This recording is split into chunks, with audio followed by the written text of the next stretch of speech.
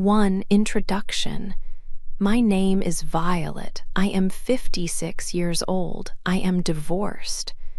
I have a lot of money now. I worked hard for it. I own my own business. I am very successful. I drive a black BMW car. I wear high heels.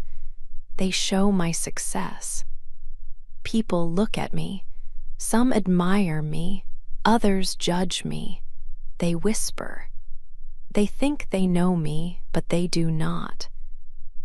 My life is shaped by my success and by what others think. I live with their judgment every day. One day, I was at a university campus cafe. It was a busy place, full of young students. I saw a young man there. He was tall and handsome. He looked 24 years old. He stood near the food counter. He looked at the menu. His face showed he was worried.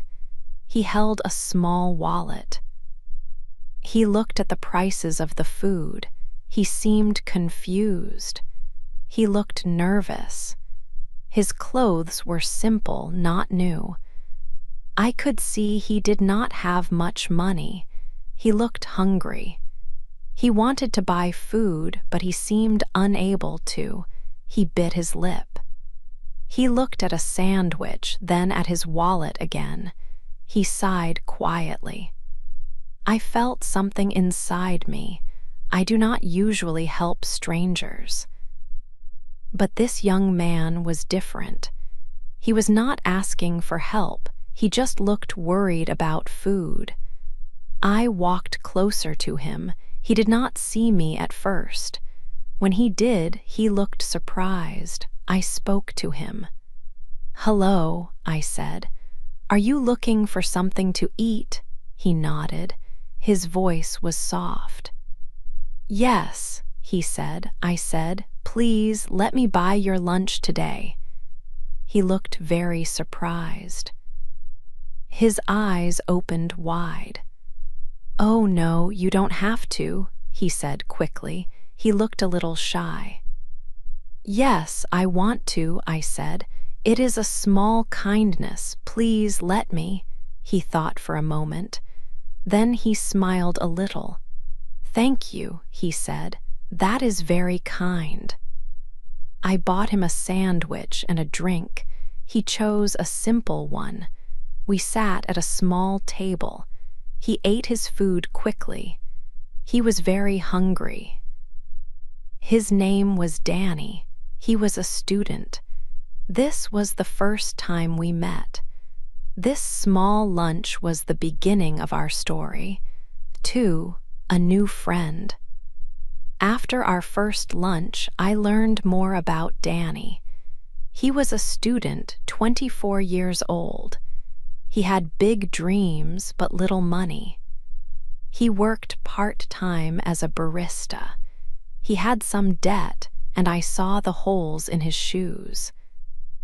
He was a dreamer, always thinking about a better future. His situation made me feel for him. We started to meet often. Sometimes we had coffee, sometimes we walked around the campus park. He was different from the people I usually met. He was young and open.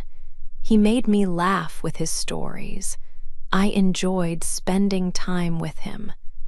When we were together, I felt lighter. I think he felt the same. He often looked tired, but with me, his eyes seemed brighter. I tried to make him forget his worries. We talked about many things, about his family and his hopes. I shared some things about my life too. Our talks became longer and deeper. We shared many laughs. I felt a comfort with him that was new to me. It was a strange feeling, but a good one. I was 56 and he was 24. The age difference was big, but it did not feel important when we were together. We simply enjoyed each other's company. One evening, we were having coffee at a small cafe. The evening was quiet. We had talked for a long time. Then, Danny looked at me with serious eyes. He said, "Violet, you make me feel like I can breathe again." His words were soft but strong. My heart beat a little faster. It was a moment I did not expect. I looked at him and I saw something true in his eyes. Then he moved closer. He looked at my lips. I did not stop him. He kissed me. His kiss was gentle at first, then it became a little stronger. It was a long kiss. In that moment, I forgot everything else. I forgot about my age, my rules, and what people might think. I just felt his lips on mine. When we pulled apart, I felt a mix of surprise and warmth. I had rules for my life. Rules about not getting too close to people. Rules about keeping my feelings hidden. But with that kiss, I broke one of my most important rules. It was the first rule I broke because of Danny. I knew deep inside that it would not be the last. This new friendship was becoming something more, something unexpected. My life was changing because of a young man with big dreams and holes in his shoes. 3. A big offer. Danny never asked for money, not once. But I saw the stress in his eyes. He worked hard, studying and working. His old shoes had holes. I knew he had money problems. He thought about bills all the time. This worry was a heavy weight on him. I wanted to help. One evening, we were at a cafe. He looked at his phone, worried. I took a deep breath. "Danny," I said, "I want to help you. I can give you some money, just a little. It can help you clear some things." I made it sound like a small gift. He looked at me, surprised. "No, Violet," he said quickly. "I cannot take your money. This is my problem." He shook his head, but I saw his tiredness. "Please," I said, "it is not a big deal for me. It is a gift from a friend." He looked down, then slowly he nodded. "Are you sure?" he asked. "Yes, I am sure." Then he started to cry. He covered his face. He was very thankful. It was a big moment for us. That night, I held him close. He felt safe and warm in my arms. We did not talk much.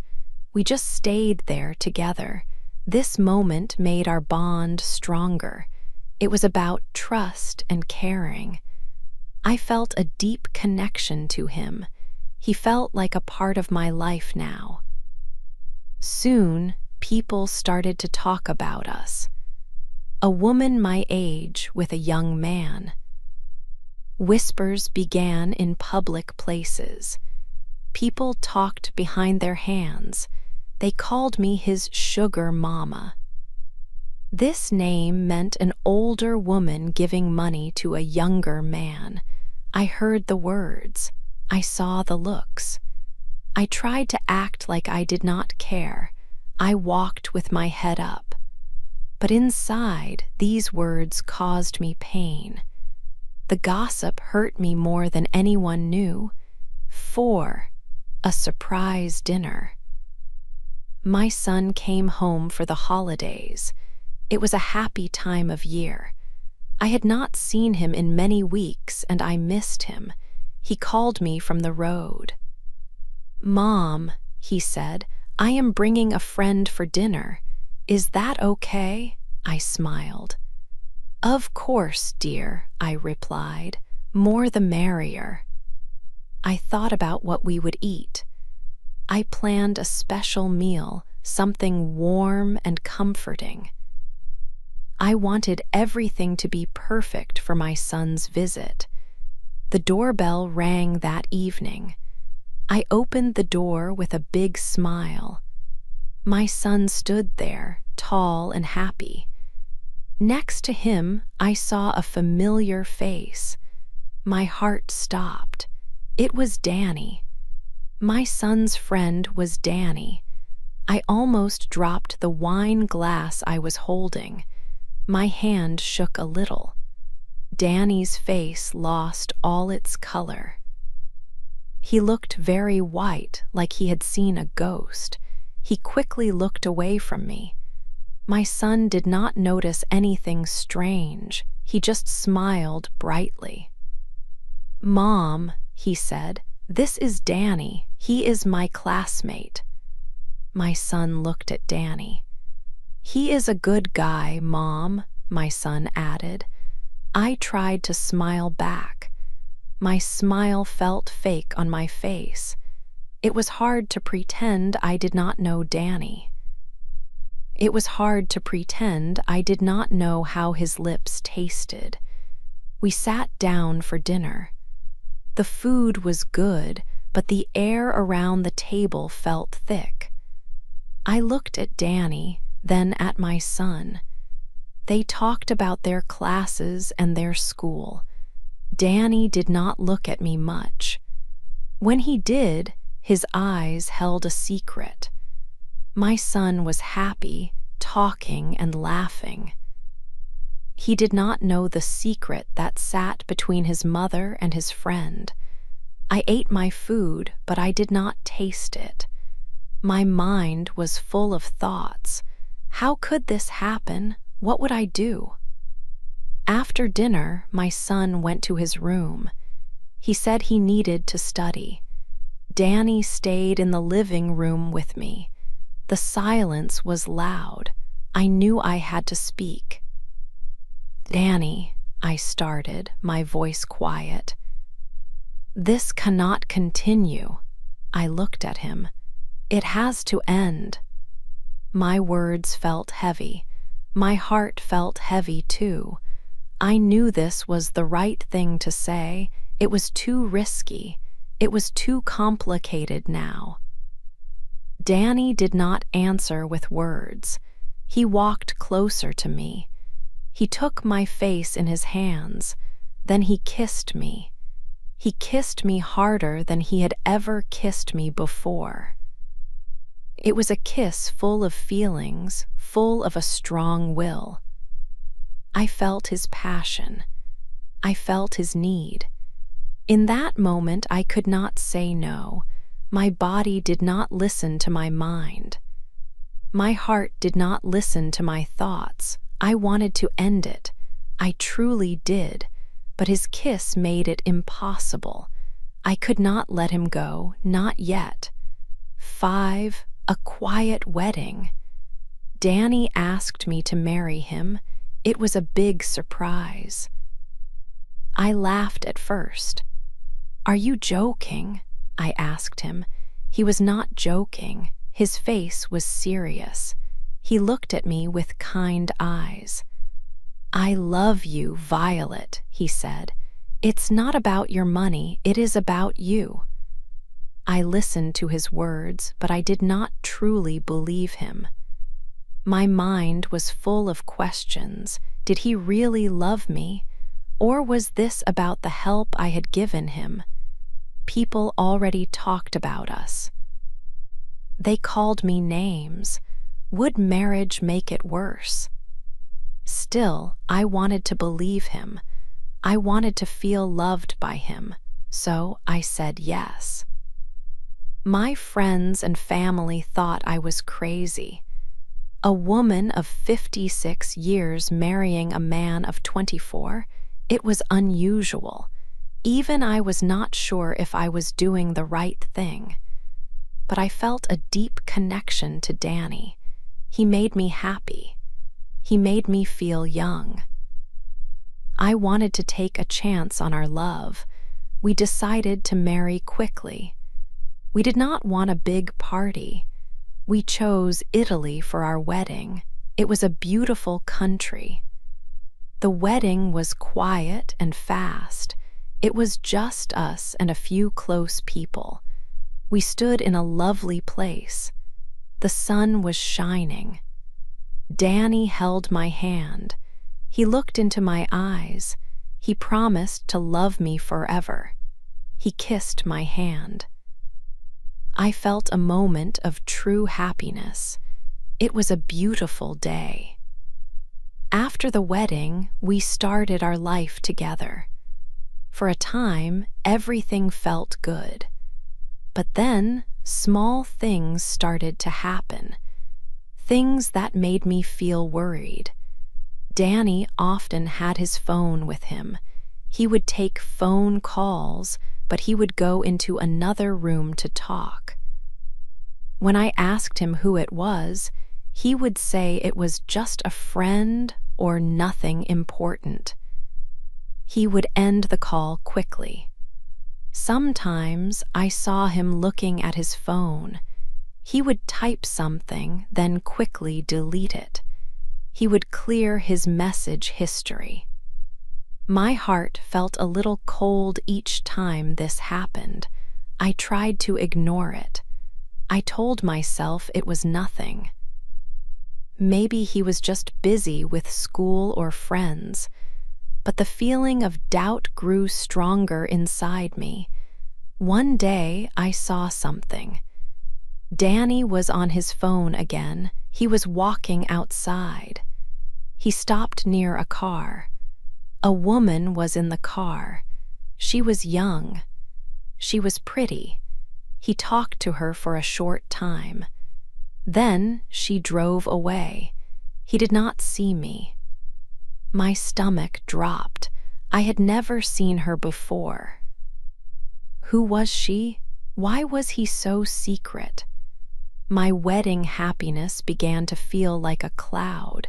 I had a bad feeling. This was the first time I saw her. Six, the other girl. I saw him again. It was near the campus. He was not alone this time. A young woman was with him. She looked his age, about 24 years old. She was very pretty. She had a loud laugh. I remembered Danny laughing like that with me in the beginning. It was a happy, open laugh. Now he laughed like that with her. My stomach felt strange. I watched them from my car. They were walking closely. He looked happy, too happy. I felt a cold feeling inside me. I did not like this. I did not like what I saw. I wanted to understand. Later, I asked Danny about her. Who was that girl? I asked him softly. He looked at me. His eyes moved away quickly. Oh, her. She's just a friend, Violet, he said. Just a friend from college. He tried to smile, but his smile did not reach his eyes. I did not believe him. My mind told me he was not telling the truth. My heart also knew. I decided to follow them the next day. I drove my car slowly. I stayed far behind them so they would not see me. They walked together. They went to a small park. They sat on a bench under a big tree. I parked my car where I could still see them. My hands were tight on the steering wheel. She put her hand on his arm. She leaned closer to him. Then she touched his face. Her fingers were soft on his cheek. He did not pull away. He looked at her with a soft expression. My heart broke. It felt like a window breaking into many small pieces. A sharp pain went through me. I closed my eyes for a moment. This was not just a friend. This was more. I drove home slowly. The world felt quiet around me. My mind was full of what I had seen. The image of her hand on his face stayed in my thoughts. I felt alone. So very alone. My happiness from our wedding felt far away. Danny came home late that night. The house was dark when he opened the door. I was in the living room. I sat in a chair. The lights were off. He saw me. He stopped. He did not say anything. I did not say anything either. We just looked at each other in the dark. The silence was heavy. It was full of unspoken questions, full of secrets. I knew what I had seen. He knew what he had done. But no words were spoken, not one word. The air between us was thick with sadness. I felt a cold wall growing between us. I went to bed, but I could not sleep. The image of the other girl, her hand on his face, kept playing in my mind. 7, the sad truth. The next morning, a heavy silence filled our home. I knew I needed answers. I found Danny in the living room. His face was pale. I looked at him and asked him to tell me the truth. I needed to know everything. He sat down slowly. His hands shook as he began to speak. He told me the woman I saw was his ex-girlfriend, Sarah. He said she was in trouble and needed money. She had threatened him. She said she would tell everyone he married me only for my money. She would say our love was not real, only a financial deal. My heart felt a cold pain. I did not know what to believe. Danny looked at me. He said Sarah had old pictures of them. She also had old messages from his phone. She was using these things to blackmail him. She wanted a lot of money. If he did not pay, she would show everything to his university and to the newspapers. She would ruin his good name and our marriage. Danny looked very sad. His eyes were red. He took out his phone and gave it to me. He also told me all his passwords. "Please, Violet," he said, "take everything, look at everything, but please do not leave me." He wanted me to believe him. He wanted me to see he was honest. He wanted me to know he loved me, not my money. I held the phone. I saw the pain and fear in his eyes. I could see he was telling the truth. I put the phone down. I pulled him close. That night, I cried on his chest. It felt like I had not cried like that in years. All the worry and sadness came out. We stayed there for a long time, holding each other. After a while, I felt stronger. I knew I had to do something. This situation could not continue. I decided I would find a way to solve this problem. I had to protect our life together. I had to protect Danny. I made a call. I knew what to do next. 8. A new life. After a long night, I made a decision. I contacted Danny's ex-girlfriend. I offered her money. I wanted her to leave us alone. It was not because I was weak. It was because I was tired of fighting. I wanted peace for Danny and me. We had been through a lot. This payment was a way to end the problems. She took the money and left.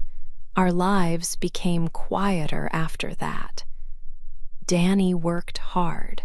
He finished his studies. After graduation, he looked for a job.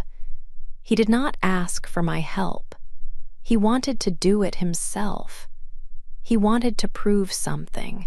He wanted to show me and himself that he was strong and could stand on his own feet. He found a good job. He was very proud, and I was proud of him too. This showed me his true heart. We decided to move. We wanted a fresh start, far from the city and all the gossip. We found a small house by the beach. It was a quiet place. The air was fresh, and the sound of the ocean was calming. We packed our things and left our old life behind. It felt like a new beginning for both of us. In our new home, life was simple. We planted colorful flowers in the garden. We enjoyed quiet evenings. Sometimes we drank wine together. We often laughed about our age difference. It was a big difference, but it did not feel important to us anymore. Danny often told me that I had saved him. He said I helped him find his way, but I often thought about it differently. Maybe I was the one who needed saving. My life before Danny was successful but lonely. He brought joy and true connection. I do not feel sorry for anything. Our love story is not like other stories. Some people might still call it a scandal. Some might not understand it. But for us, it is a second chance at happiness. Love does not always look the way people expect. Sometimes it comes in surprising ways. But the most important thing is how it feels. It feels real. And that is all I ever wanted from life. It is all that matters to me now.